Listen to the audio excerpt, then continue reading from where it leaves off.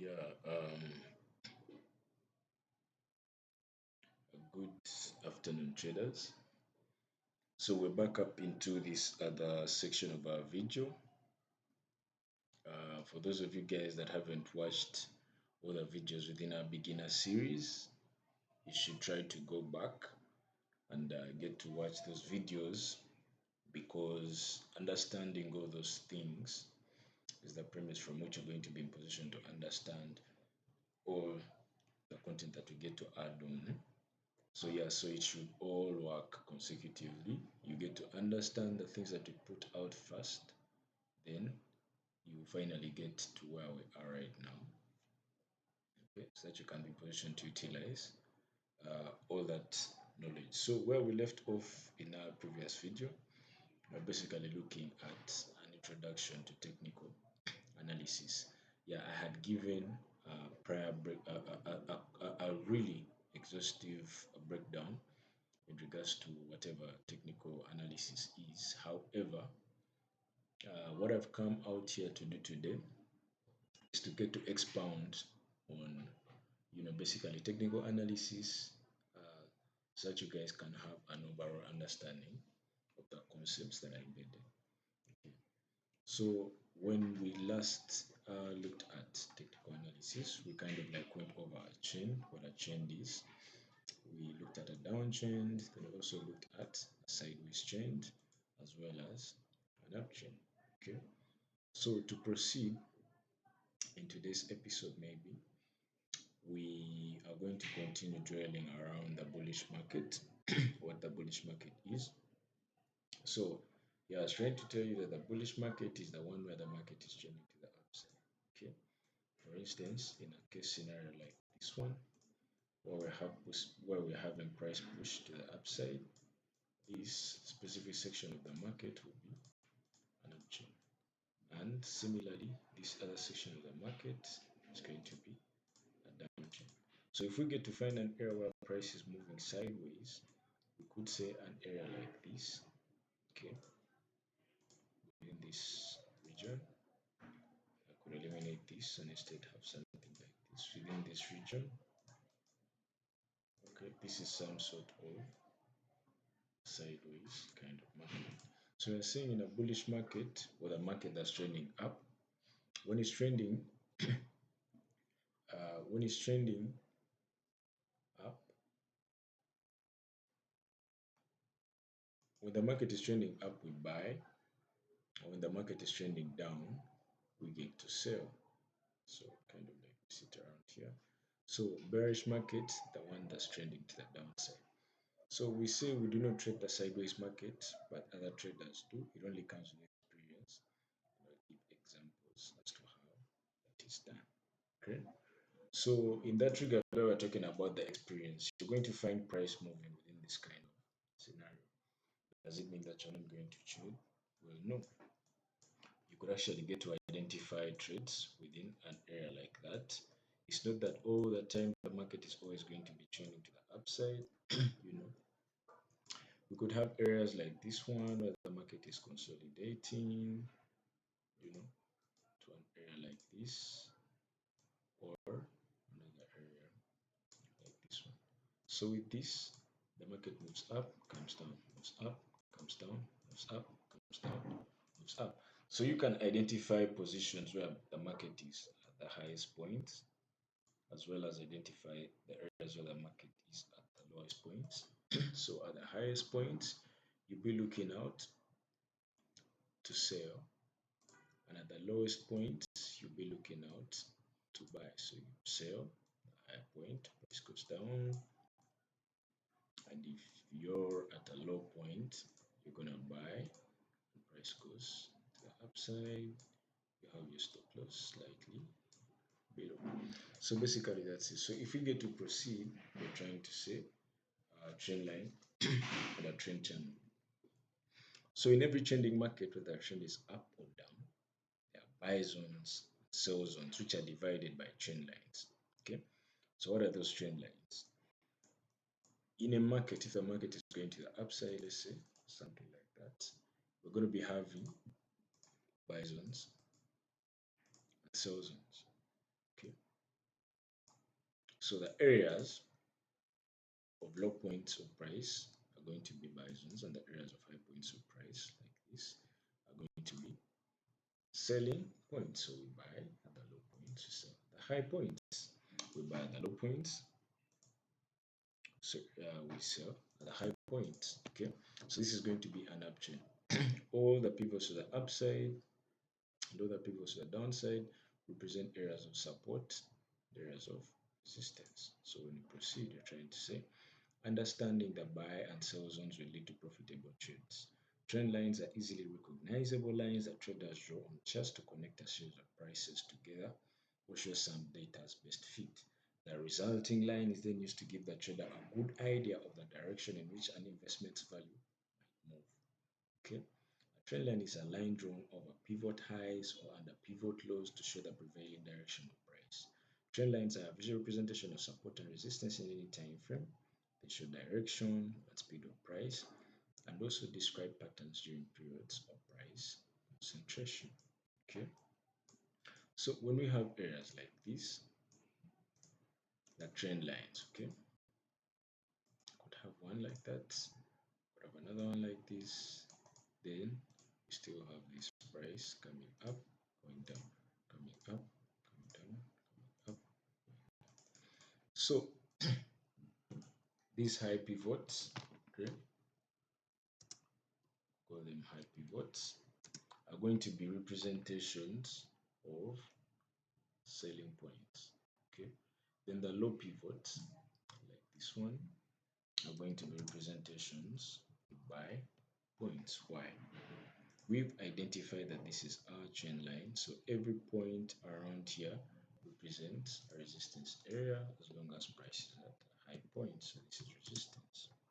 And every point around here represents support because price is at a point of support, so we have support below. So within these support areas, we're expected to buy in this uptrend. Within these resistance areas, we're expected to sell. Or ideally, since it's an uptrend and we're expecting the market to go to the upside, your own consideration could be for you to take out only buy since the market is pushing all the way to the upside. Okay, so every time you see the market in an uptrend, be buying low and you could choose to sell high. However, since it's an uptrend, you can buy at the lowest point and hold your trade until the price gets to reach a specific key price point. For instance, price comes into this area, into an area like that, then sell. So this would be an area where you would have chosen to take your profit from. Okay. So similarly, if we have areas of price that's now not moving to the upside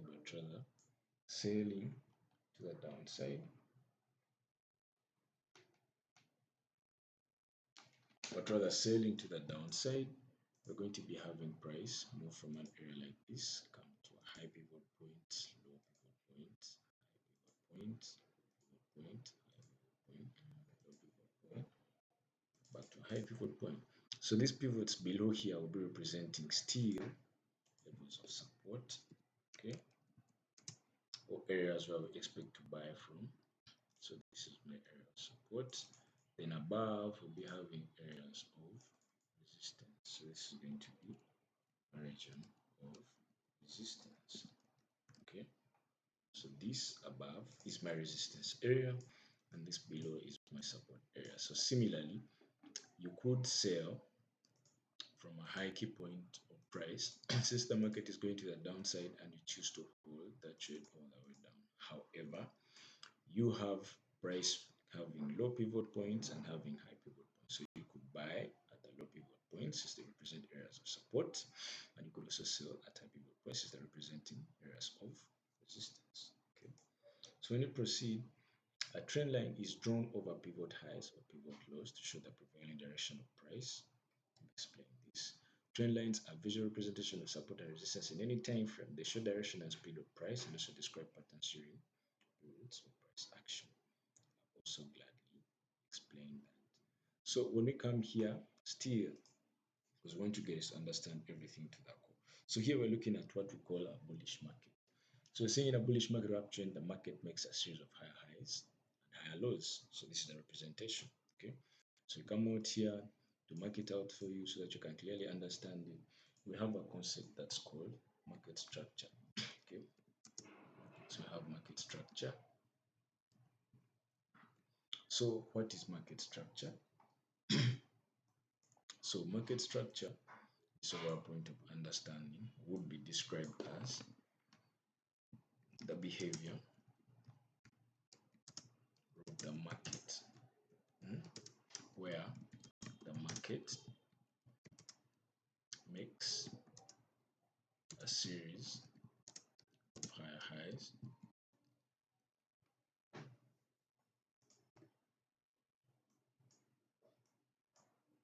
this is market, not market,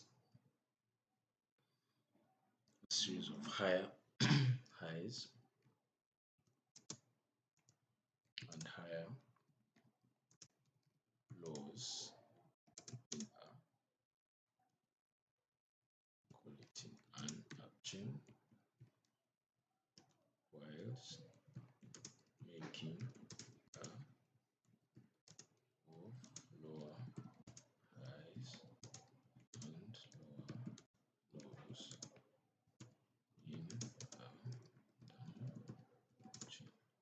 Okay, so see that market structure is the behavior of the market, where the market makes a series of higher highs and higher lows in an uptrend, whilst making a series of lower highs and lower lows in a downtrend. So wherever we have what we call an uptrend, what are we going to have that consideration as? We'll be having that consideration understanding that the market is in an uptrend. As long as the market is making a series of higher highs and higher lows, okay? Higher highs, higher lows. Okay, in this case, we're trying to say that the market had its initial fresh point around here. So this can be described as its low point. So this is our low point. So the market pushes to the upside to create a high point. Okay. The market drops down to create. Now this is a low, but it is a higher low. After creating that low, higher low, market comes up here, creates a higher high. How? We had the market push from this point, it was a low point, pushed up to create a higher high, came back down and created a low, but this low is slightly higher than the previous low, so it's a higher low. Now price breaks this high around here, pushes to the upside and makes this high. Okay, and trying to make that high, we have what we call a break market structure. So the market breaks this area to create a higher high, comes back down here to create a higher low. Okay, pushes back up again to break another area, this area.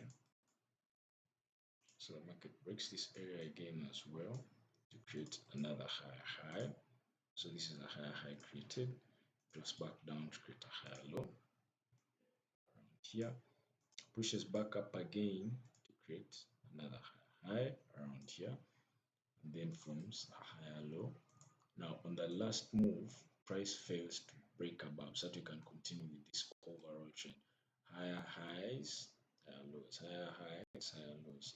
So when it reaches this area to create the same sequence, it fails and maybe reaches an area around here on the previous high, and instead drops to the downside. Instead of continuing to the upside to create a new higher high, instead drops down and creates a low. So this low is lower than the previous low. So what does that mean? That this is now going to be a lower low. So this being a lower low, why? It's a low point of price and it is lower than the previous low. So it's a lower. So now the market gets to move within this kind of manner, creating a high. Remember, this is a high equal to this high, so it's can stand as a high.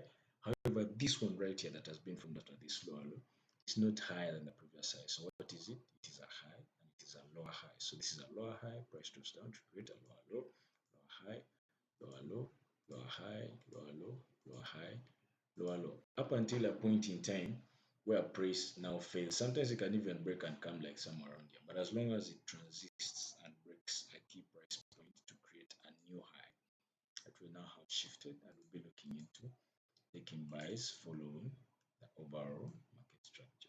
So that's what I was trying to explain out here. The behavior of the market, where the market makes a series of higher highs and higher lows in an uptrend, whilst making a series of lower highs and lower lows in a downtrend. Okay, so if we proceed, this was the visual representation. It's still the same thing. The market makes a low here, pushes up to create a high, drops down to create a higher low, pushes up again to create a higher high. Why is it a higher high? This high is higher than the previous high.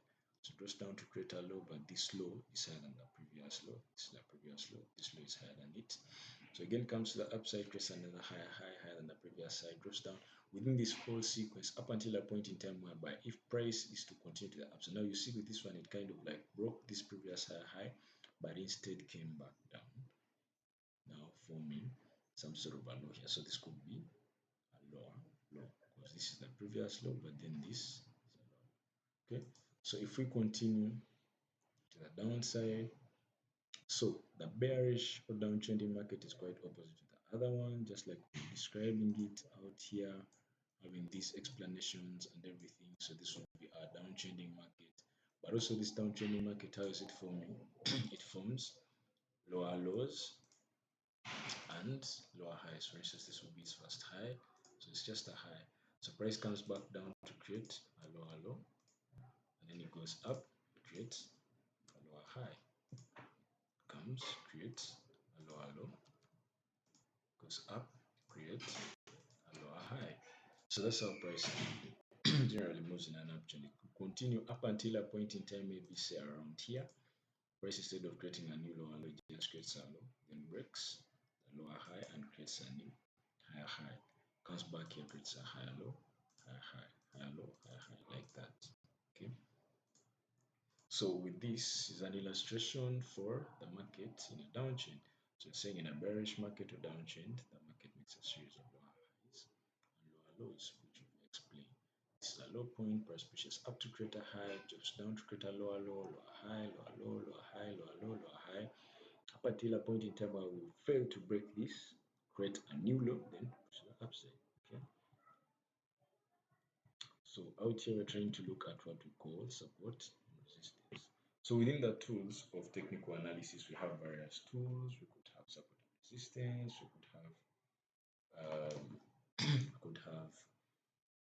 could have candlestick patterns. We could have chart patterns. All those things we're going to be looking into as we proceed in our series. So you're saying as technical analysts, we are focused primarily on identifying the current market trend, including support and resistance areas. Prices move because of supply and demand. When demand is greater than supply, prices rise. When supply is greater than demand, prices fall. Sometimes price will move sideways as both supply and demand are in equilibrium. So for areas where the price isn't moving to the upside nor moving to the downside, we have that as an equilibrium kind of motion. So we have an area like this.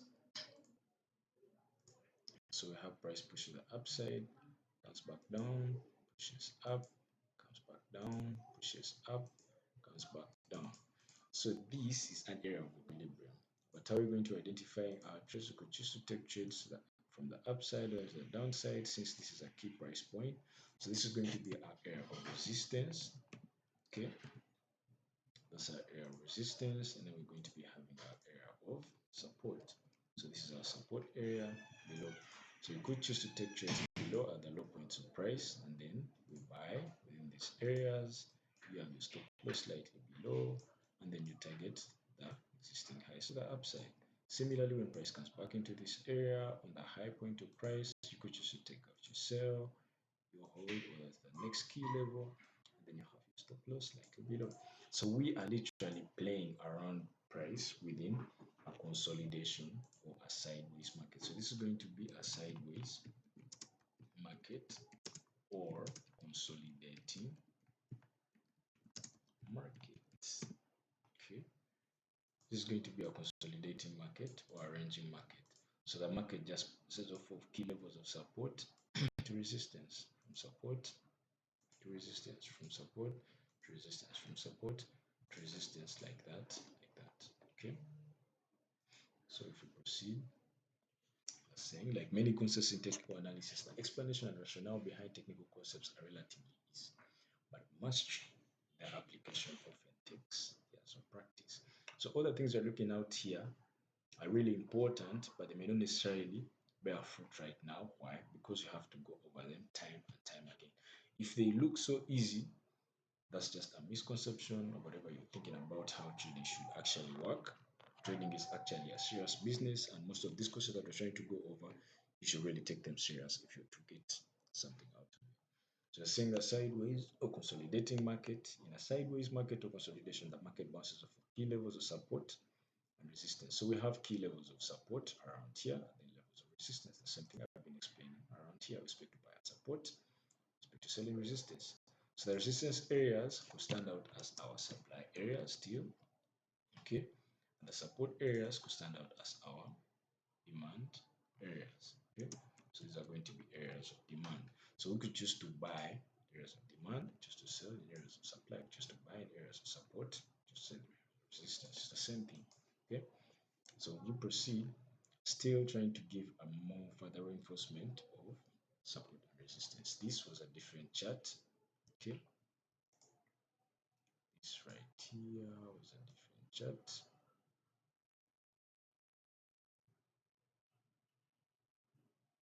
So this is your USD, okay? And I give another representation from another pair, which is GBP JPY. You having an understanding of how price plays out in both pairs, okay?